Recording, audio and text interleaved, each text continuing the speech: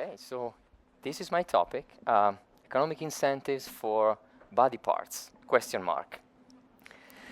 I know what many of you are thinking. Many of you are asking, what's wrong with this guy? Why does he want us to be selling our body parts?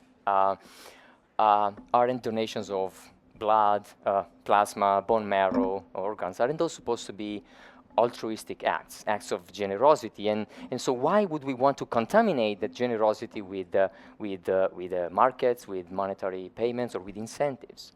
So, and then as you're asking what's wrong with this guy, you remember I'm an economist. And so that's what's wrong with this guy. He's an economist. And someone said that an economist is someone who knows the price of everything and the value of nothing.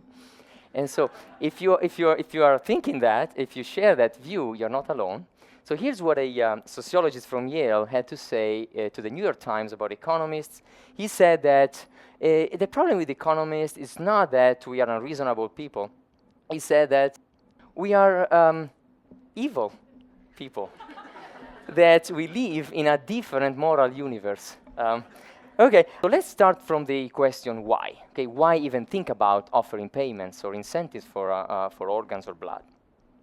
So even though we witness lots of generosity and altruism in the world every day, it isn't enough when it comes to the supply of life-saving blood and organs. In rich countries, blood shortages, for example, they are not very frequent, but they do occur. They do occur. They're typically seasonal. Their consequences are minor. But in low and middle-income countries, blood shortages are very frequent and very severe. A lot of people die because they cannot receive the blood transfusion that they need. And we're talking about adults, older people, children, premature babies. So we do have a blood shortage crisis in the world right now. What about organs? Unfortunately, the same is true. Let's just look at the United States.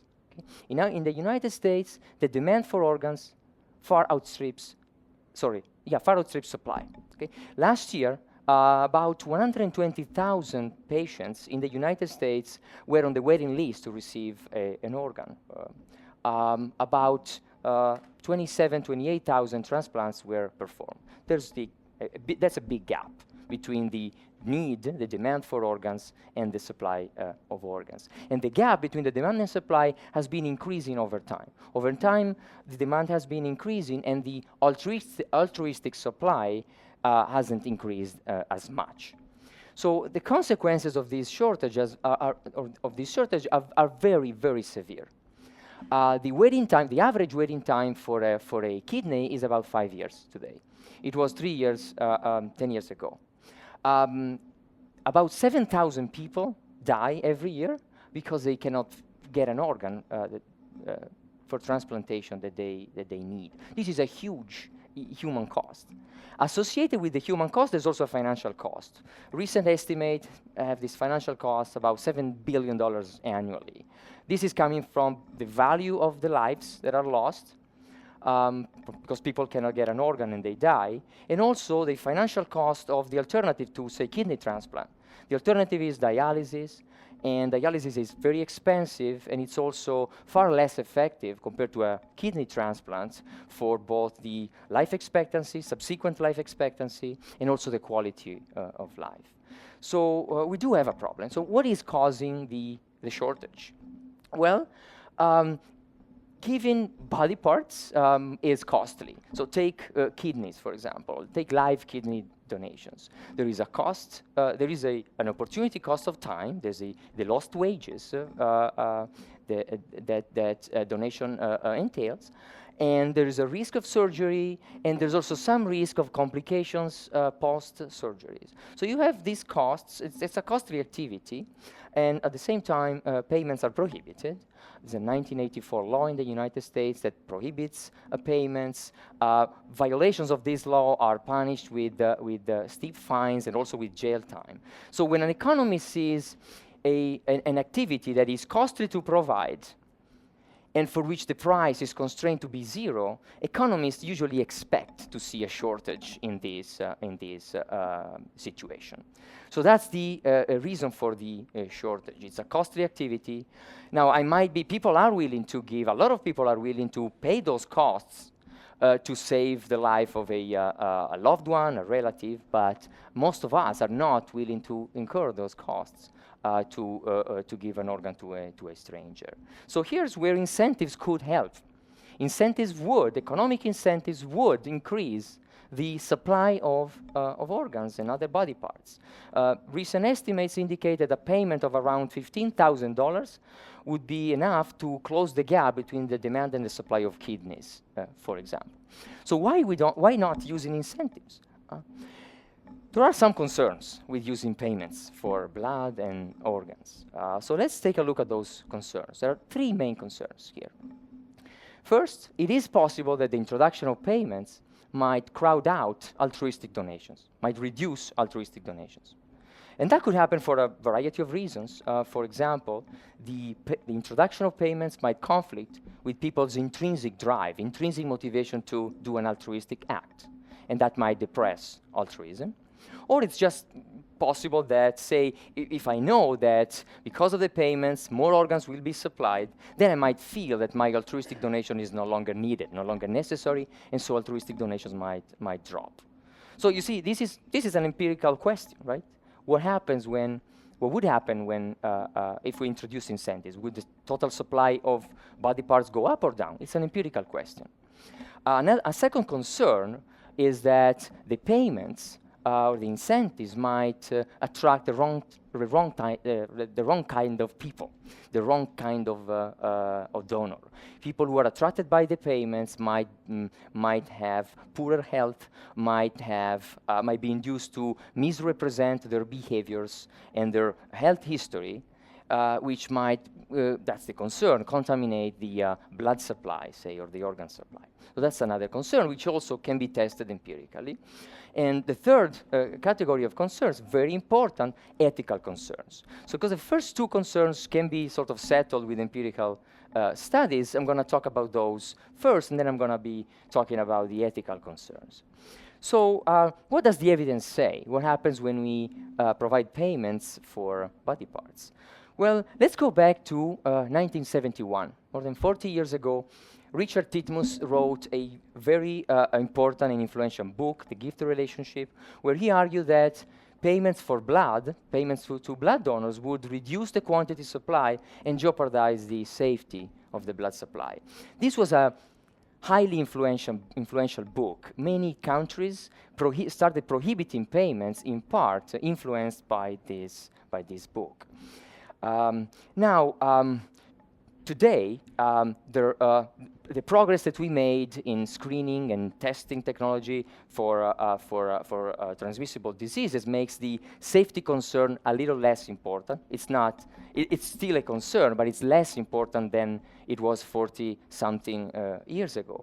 But importantly, the arguments and the figures, the numbers that Titmuss provided to support his arguments wouldn't really qualify as evidence today, based on today's standards, for what kind of evidence we need to inform public policy. Like in medicine, for example, we decide whether we're going to introduce a drug or a new treatment only after having performed a randomized controlled trial. We were reasonably sure that the drug treats the intended disease and doesn't have side effects that are too bad. Okay? We don't want to base health policy on uncontrolled studies, on uncontrolled comparisons by very different objects and populations. Also, some of the early studies that look at this question, what happens when we introduce incentives to blood donors, were based on surveys. And we need to be careful when interpreting survey results in this context, because what people say they would do, stated intentions, do not necessarily translate into actual behavior and actual actions when the same people are presented with the same incentives in the real world. So we need to be careful in interpreting surveys. So what about looking at actual blood donors in the real world when offered actual incentives? It turns out there is quite a bit of recent research to which my co-authors and I have contributed recently. So one study that we ran a couple of years ago was in collaboration with the American Red Cross in Northern Ohio, and we looked at we studied data from about 14,000 blood drives, and we look at the effect of a variety of incentive items provided to these blood donors, and we found positive effects of incentives. We found that the incentive items were inducing more people to present to donate, increasing the number of blood units actually collected, and on the measure of safety or blood quality that we had, we didn't find any adverse effect, any negative effect on the safety margin. We also conducted a large-scale randomized control trial where we randomly assigned, again in partnership with the American Red Cross in Ohio, where we randomly assigned incentives. In this case, the incentives consisted of gift cards for a variety of stores, $5, $10, and $15 gift cards, again with a randomized control trial design, and we found, once again, positive and large effects of incentives. The effect of the incentive was increasing in the amount of the incentive, which to an economist makes sense. And again, with no discernible effects on the measure of safety or quality that we had. We went abroad. We conducted another large-scale randomized control trial in Argentina, where we compared a variety of potential motivators, and the finding in Argentina was also that the economic incentives, in this case we offered supermarket vouchers to blood donors, the economic incentives worked well in inducing more people to make blood donations without consequences in our study, without consequences on the safety of the blood collected. So the recent evidence, and there are other studies by other researchers from other countries, Switzerland, Germany, that have looked at what happens when we offer, in some cases, monetary incentives to blood donors. And there doesn't seem to be a lot of support for Titmus's hypothesis when one looks at this recent evidence. So what about the third category of concerns, the ethical concerns? Clearly, these are very important concerns. What are we worried about when we offer payments for say, kidneys? We're mainly concerned about coercion and exploitation of the poor. A key concern is that we will end up in a society where the poor sell their kidneys to the rich. And that's something that most of us don't like. There's also a concern that establishing payments would corrupt moral values more generally, or values that we consider sacred. Now, the prohibition of organ payments is one example of many examples of forbidden transactions that are prohibited mainly due to ethical considerations. Just think about other examples, like prostitution, for example. Now, there are changes that we observe over time. Some transactions that used to be prohibited because morally repugnant are now legal. An example is life insurance contracts. Life insurance contracts are today a source of large value for millions of people worldwide. In the past, life insurance contracts were considered morally wrong because a life insurance contract was seen as a gamble against God.